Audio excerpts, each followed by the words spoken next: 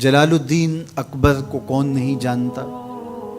بڑا تگڑا مغل فرما روا ہوا ہے اور چاروں طرف بر صغیر پاک و ہند میں اس کا ناقوس بج رہا تھا، لیکن ان پڑھ ہونے کی وجہ سے وہ کچھ لوگوں کے نرغے میں تھا۔ ملا مبارک کے دونوں بیٹے ابو الفضل اور فیضی اس کے اعصاب پہ سوار تھے، اور جو وہ کہتے تھے وہی اس کا نظریہ تھا۔ بادشاہوں کے ساتھ عمومی یہ مسئلہ ہوتا ہے کہ ان کے مصاحبین، حاشیہ نشین، ان کے مشیر ہی ان کو غلط راہوں پہ ڈالتے ہیں۔ تو یہی کچھ اکبر کے ساتھ ہوا۔ انہوں نے بادشاہ کو ذل اللہ قرار دے دیا، تو اللہ کا سایہ ہے اور تو جو چاہے کرے، تجھے اس کا اختیار شرعاً حاصل ہے۔ لہٰذا اس نے دین الہی کی طرح ڈال دی۔ ہندو، مسلم، عیسائی، دیگر مذاہب کے ماننے والے بر صغیر میں رہتے ہیں، تو ایسا دین تراشا جائے جس میں کسی کو تکلیف نہ پہنچے۔ گائے ذبح کرنے سے ہندوؤں کو تکلیف ہوتی ہے، لہذا اس کا ذبح کرنا موقوف قرار دے دیا گیا۔ مسجدوں کی جگہ مندر تعمیر کر دیے گئے۔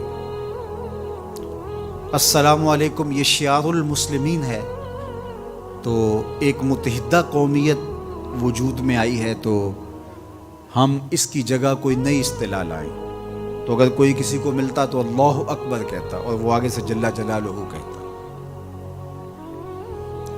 بہت سارے ہندو راجاؤں کی بیٹیوں کے ساتھ جلال الدین اکبر نے نکاح کیا، ان کے ہندو ہونے کے باوجود ان کو مسلمان کیے بغیر، اور اپنے حرم میں رکھا، اور وہ وہاں باقاعدہ مورتیاں پوجتی تھی، اور اس کے اثرات بادشاہ پر مرتب ہوئے۔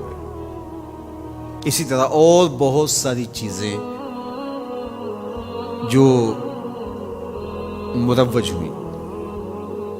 اب ابو الفضل اور فیضی تو خود اس کو مشورہ دینے والے تھے، وہ کیسے روک سکتے تھے؟ ہر دور میں ابن الوقت علماء موجود رہتے ہیں، جن کو علماء سو بھی کہا گیا ہے، جن کا مقصد حکمرانوں کی، امراء کی، اعیان سلطنت کی خوشامد کرنا ہے، اور ان کی صحبت میں بیٹھنا ہے، اور ان کے ساتھ تعلق قائم رکھنا ہے۔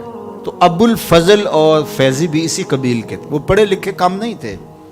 ابو الفضل نے قرآن مجید کی بے نقط تفسیر لکھی تھی، سواطع الالہام کے نام سے، یعنی پورے قرآن مجید کی تفسیر، اور ایک بھی نقطہ نہیں تھا۔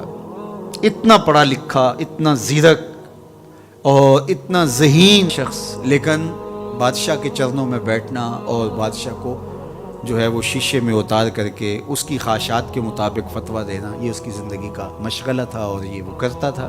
خیر، اکبر اپنے انجام کو پہنچا۔ اس کے بعد جہانگیر تخت نشین ہوا، تو اس کے کان بھرے گئے حضرت شیخ احمد مجدد الفسانی علیہ رحمہ کے حوالے سے۔ تو اس نے آپ کو دربار میں بلایا، اور آپ نے اس کو اپنا مطمع نظر بتایا۔ دین کی جو تعبیرات، تشریحات انہوں نے قرآن و حدیث سے سمجھی تھی، وہ اس کے سامنے رکھی۔ بادشاہ مطمئن ہو گیا، واپس تشریف لے آئے، تو جہانگیر کے کان بھرے گئے کہ دیکھا انہوں نے آپ کو سجدہ نہیں کیا، چونکہ ابو الفضل اور فیضی کے ذریعے سے یہ تصور راسخ کیا گیا تھا بادشاہ کے ذہن میں کہ آپ ذل اللہ ہیں اور آپ کو سجدہ ہونا چاہیے، اللہ کا سایہ جو ہیں آپ، تو پھر لوگ آپ کو سجدہ کیوں نہ کریں؟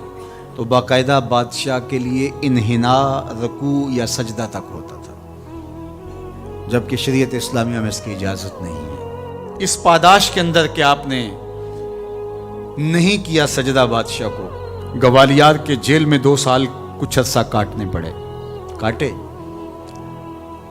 تبلیغ دین کا سلسلہ رک گیا نہیں، وہاں 500 قیدی تھے، وہاں جا کے حضور کے دین کی تبلیغ کا آغاز کر دی۔ اب بادشاہ کو جب ہوش آیا، اور اس کے پس منظر میں بہت کچھ ہے، وقت نہیں ہے، تو اس نے شیخ کو رہا کرنے کا کہا، تو کہا کہ میں تو تب رہا ہوں گا اگر یہ 500 بھی رہا ہوں گے۔ کبھی قیدی بھی شرطیں لگا کے آزاد ہوتے ہیں، اور ساتھ شرط یہ ہے کہ مندروں کو گرا کر کے مسجدیں بنائی جائے جہاں مسجدوں کو گرا کے منظر بنائے گئے ہیں، تحیت المسلم کو دوبارہ اصل صورت میں بحال کیا جائے، شراب خانے بند ہوں اور محرمات کے ساتھ نکاح منسوخ کیے جائیں۔ یہ ساری شرطیں آپ نے لگائیں اور بادشاہ کو ماننا پڑی، پھر پوری شان کے ساتھ جیل سے حضرت مجدد باہر آئے۔ یہ شان مجددانہ ہے، یہ عزت اور وقار کی زندگی ہے جو حضرت شیخ احمد نے۔ اور پھر بادشاہ نے کہا کہ آپ کو کوئی منصب ہوتا چاہیے گا؟ بالکل نہیں چاہیے۔ پھر کچھ عرصہ بادشاہ آپ کی صحبت میں رہا، پھر جتنے بھی آیان سلطنت تھے سب پر حضرت شیخ کی تعلیمات کا رنگ چڑھا، اور پھر اللہ تعالیٰ نے شاہ جہاں پر جو رنگ چڑھایا وہ کسی سے مخفی نہیں۔ بر صغیر میں شریف مکہ نے عبد الصمد العمودی کو سفیر بنا کے بھیجا اور کعبۃ اللہ کی چابی کی گئی، یہ چابی آپ کے سپرد ہوئی۔ یہ شیخ کی تعلیمات کا اثر تھا۔ دلی کے دربار میں خواجہ سیف الدین سرہندی آپ کے فرزند آ کے قیام کرتے ہیں اور 3 لاکھ ہندوؤں کو کلمہ توحید پڑھاتے ہیں۔ یہ پھر اصلاحات مرتب ہونے لگے، یہ پھر دین اترنے لگا، اور پھر انہی کی نسل سے شاہ جہاں کا بیٹا اورنگزیب عالمگیر آتا ہے، جس نے 500 علماء کو جمع کر کے فتاوی ہندیہ، جس کو فتاوی عالمگیریہ کہا جاتا ہے، فقہ کا انسائکلوپیڈیا تیار کیا، ایک قانون اور ایک ضابطہ بر صغیر پاک و ہند کے لیے جو نافذ العمل ہوا، اس کو تیار کیا، اور آج بھی اس کی کوئی نظیر یہاں ملتی نہیں، اس کی کوئی مثال نہیں ملتی۔ تو پھر یہاں تک کام پہنچا۔ تو یہ شیخ احمد نے بادشاہوں کی اصلاح کی اور الہاد کا کلا کما کر